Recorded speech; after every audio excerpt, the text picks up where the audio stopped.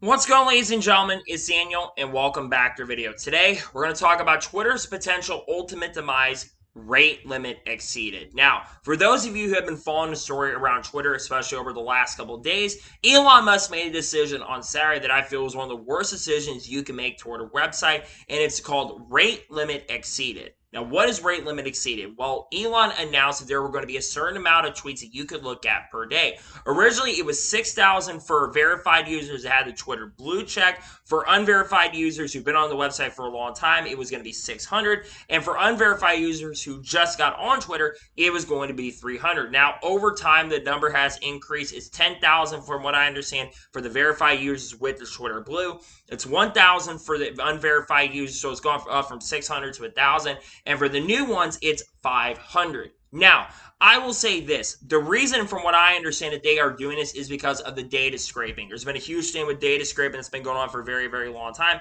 and it is a huge problem. Things like the AI and the ChatGPT are a big reason and a big reason why they decided to do this. Here's the problem I, in general, have with this move, though.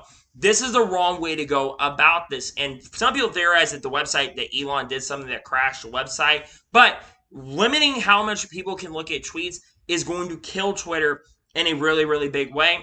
And I have an absolutely huge problem with this. Now, if you follow me on my main channel, which is a NASCAR-based channel, I cover NASCAR news, and one of the main things I use for my source is Twitter. A lot of journalists in the NASCAR industry basically use Twitter, and they use other things like TweetDeck, which we'll get to that in a second because there's been some changes that have been announced with that.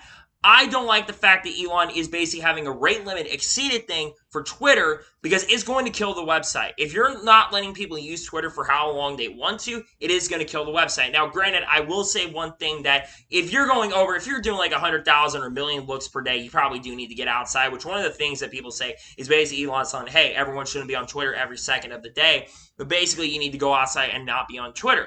But I'm not on Twitter on a consistent basis. The only time I go on Twitter really is for my YouTube videos. I wouldn't be on Twitter right now if it wasn't for my YouTube videos in the first place, since I cover NASCAR news on my main channel. I have to use Twitter for that.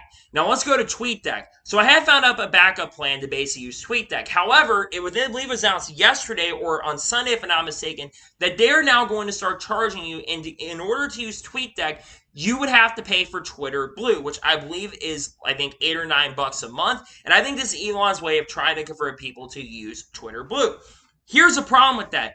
Even if you got Twitter Blue, in my opinion, if Twitter Blue was basically unlimited tweets you could look at, I guarantee you everyone would buy it. But here's another problem I have with this.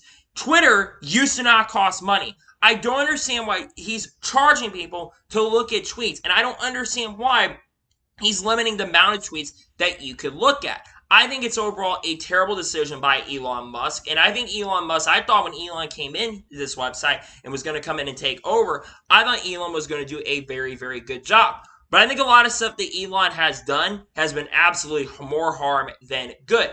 Don't get me wrong, the freedom of speech stuff has been a big problem with Twitter for a very, very long time, and Twitter have been doing that where they've been blocking a lot of accounts from basically being there, and I think Elon had done a good job with that. My big issue overall when it does come to everything he's done, there's been a lot of crashing website.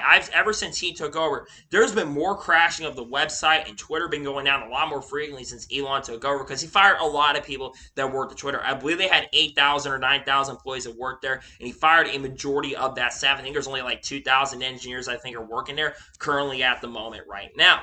But I think this is absolutely a massive issue for Twitter long term, especially for journalists like, well, no, I'm not mainly a journalist, but for someone who does cover motorsports and cover everything, this could have a huge impact on NASCAR or everything going forward. And a huge problem I have with all of this right now is basically, you're basically going to have a limit, and there's not a competitor right now with this. I know there's been rumors that I think Jack Dorsey may have been the new CEO of Meta, if I'm not mistaken, and there's talk that there might be something revolving around Meta, but I don't completely trust Facebook because there might be limits to that as well, which is going to be a competitor according to what I've heard.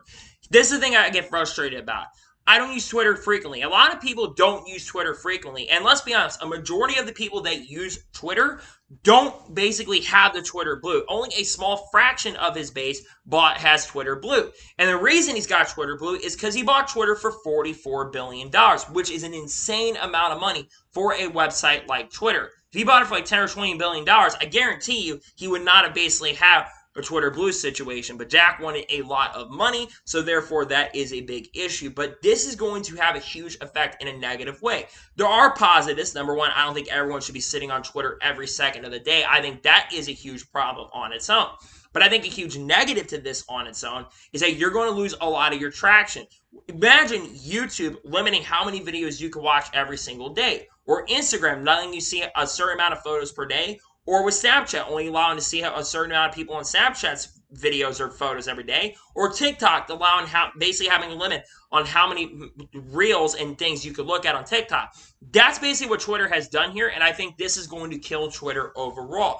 I don't think that everyone should be on Twitter every single second of the day, but let's be honest, for a lot of the internet and people who do cover sports and all that kind of stuff, that's going to kill for them and get information out. Twitter is the best tool until recently, have been the best tool when it comes to getting the stories out and getting the information out. And for Twitter to make this move, I think is really, really bad and overall a terrible move for the platform. I think this is going to hurt the platform long term. Again, the data scraping issue is a massive problem, and he has said this is temporary, but he never gave a timetable on how long this temporary thing. This could be a permanent thing, and if this becomes a permanent issue for Twitter long term, this is going to kill the platform. So hopefully this issue can get resolved long term, and this is something that needs to be addressed going forward, because I think this is a massive, massive problem, and this could be a massive issue long term. So that is going to today's special video. I want to thank you guys for watching. Please like, subscribe to the channel, notifications notified when a video does go live on my channel. Follow me on Twitter, Facebook, and Instagram, and support me on Patreon as well. List description below that, and comment with your thoughts below on today's episode. What are your thoughts about Twitter's rate limit exceeded situation? Do you think it's a good thing or a bad thing? Let me know your thoughts in the comments below. First thing, I want to say happy 4th of July. I hope you're spending your time well with your families. Obviously, a really, really important holiday. Happy 4th of July to everyone that is watching this channel. Make sure to spend time. Go shoot some fireworks off, but also be safe tonight out there as well.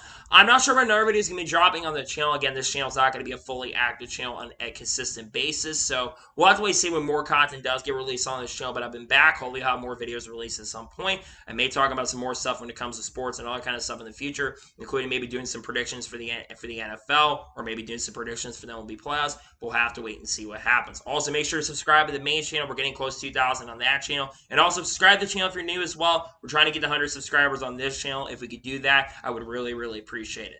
So anyways, like I said, I want to thank you guys for watching today's episode, and I'll see you guys next time for some more awesome content. Take care, everybody.